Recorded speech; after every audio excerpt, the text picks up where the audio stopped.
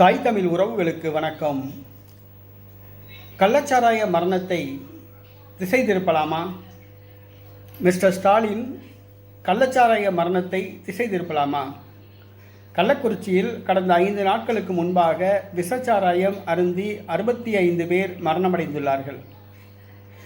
இன்னும் பலர் கவலைக்கிடமாக உள்ளார்கள். இதற்கு முதல் காரணம், கள்ளக்குறிச்சி மாவட்டத்தில் கள்ளச்சாராயம் ஆறு போல் ஓடியது. அதை காய்ச்சி விற்றவர்கள் திமுக காரர்கள், டோர் டெலிவரி செய்தது திமுக காரர்கள், திமுக மாவட்ட செயலாளர்கள், திமுக பொறுப்பாளர்கள், திமுக சட்டமன்ற உறுப்பினர்கள், திமுக அமைச்சர்கள் மற்றும் காவல்துறையினர் ஆகியோர் கள்ளச்சாராய வியாபாரிகளிடமிருந்து கமிஷன் வாங்கியுள்ளனர். காவல்துறையின் கரங்கள் கட்டப்பட்டன. டோர் டெலிவரி செய்கின்ற அளவுக்கு கள்ளச்சாராயம் கொடிகட்டி பறந்தது, ஆறு போன்று ஓடியது. காவல்துறை கண்டுகொள்ளவில்லை. காவல்துறை கரங்கள் கட்டப்பட்டன. காவல்துறையின் கண்கள் கருப்பு துணியால் மூடப்பட்டன. ஆனால் இந்த விஷச்சாராயம் அருந்தி 65 பேர் இறந்தவுடன் இந்த பிரச்சனை தமிழகம் முழுவதும் விஸ்வரூபம் எடுத்தது. மதுவிலக்கு துறை என்று ஒரு துறை உள்ளது. அதற்கென்று ஒரு அமைச்சர் உள்ளார். அவர் என்ன செய்கிறார் என்றே தெரியவில்லை. கள்ளச்சாராயத்தை ஒழிப்பதற்காக மதுவிலக்கு பிரிவு போலீசார் என்று ஒரு துறை உள்ளது. அது தங்களுடைய கட்டுப்பாட்டில்தான் அந்த துறை உள்ளது. ஆக தாங்களும் என்ன செஞ்சீர்கள் என்று தெரியவில்லை. அந்த மதுவிலக்கு அமைச்சரும் என்ன செய்தார் என்று தெரியவில்லை. மது ஒழிக்கப்படவில்லை, கள்ளச்சாராயம் ஒழிக்கப்படவில்லை. உங்கள் கட்டுப்பாட்டில் உள்ள காவல்துறை எந்த நடவடிக்கையும் எடுக்கவில்லை. கள்ளச்சாராய மரணத்துக்கு பொறுப்பேற்று உங்களுக்கு மனசாட்சி இருந்தால் நீங்கள் ராஜினாமா செய்திருப்பீர்கள். நீங்கள் மனசாட்சியை விற்றுவிட்டீர்கள். அதனால் ராஜினாமா பற்றி பேசவில்லை. வாய் திறக்க மறைக்கிறீர்கள். கள்ளச்சாராயம் நடைபெற்று 65 மரணங்கள் ஏற்பட்டுள்ளன. இன்னும் அந்த பாதிக்கப்பட்ட அந்த ஊருக்கு கூட நீங்கள் செல்லவில்லை.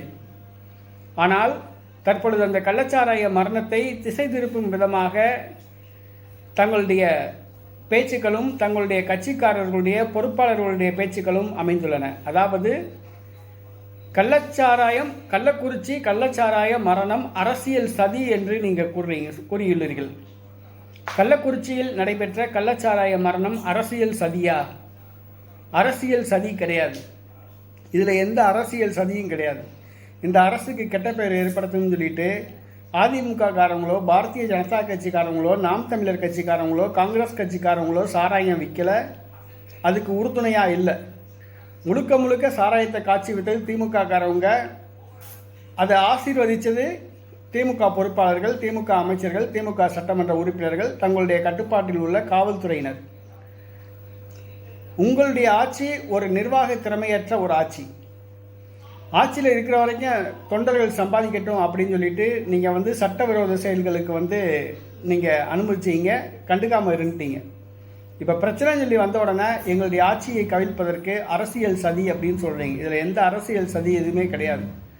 இதுக்கு முழுக்க முழுக்க திமுக தான் பொறுப்பேற்கணும். சரிங்களா? அரசியல் சதி எதுவும் கிடையாது. உங்கள் ஆட்சிக்கு கெட்ட பேர் ஏற்படுன்னு சொல்லிட்டு இந்த அதிமுகவோ, காங்கிரஸோ, நாம் தமிழர் கட்சியோ, யாருமே இதை செய்யலை. இந்த ஆட்சிக்கு நீங்கள் செய்த தவறினால்தான் உங்களுடைய ஆட்சிக்கு இவ்வளோ பெரிய ஒரு கெட்ட பெயர் ஏற்பட்டுள்ளது. அதை முதல்ல புரிஞ்சுக்கோங்க. இந்த கள்ளச்சாராய மரணம் உங்களுடைய நிர்வாக திறமையின்மையின் காரணமாக நடைபெற்றது. அதை முதல்ல புரிஞ்சுக்கோங்க. கும்பகர்ண அரசுன்னு சொல்லுவாங்க. அதுதான் திமுக அரசு, கும்பகர்ண அரசு.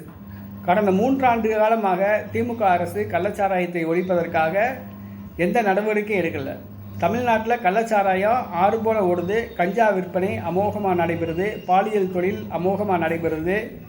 என்னென்ன சமூக விரோத செயல்கள் நடைபெறுமோ அந்த சமூக விரோத செயல்கள்லாம் உங்களுடைய ஆட்சியில் நடக்குது.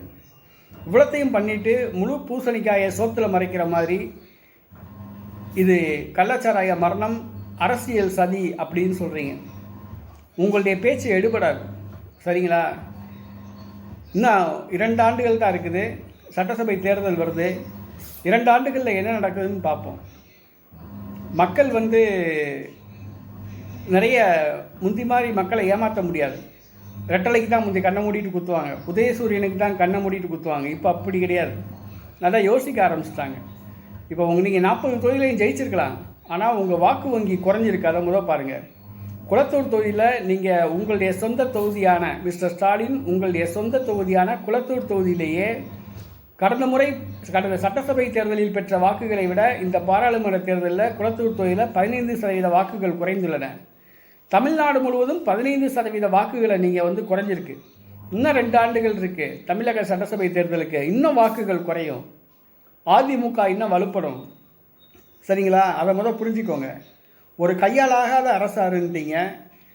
ஆட்சியில் இருக்கோம், தொண்டர்கள் சம்பாதிக்கணும்னு சொல்லிட்டு எல்லா சமூக விரோத செயல்களையும் ஊக்குவிச்சுட்டு இப்போ சிக்கல்னு சொல்லி வந்த உடனே இது அரசியல் சதின்னு சொல்லி நீங்கள் போடுறீங்க, பழிய போடுறீங்க பார்த்தீங்களா?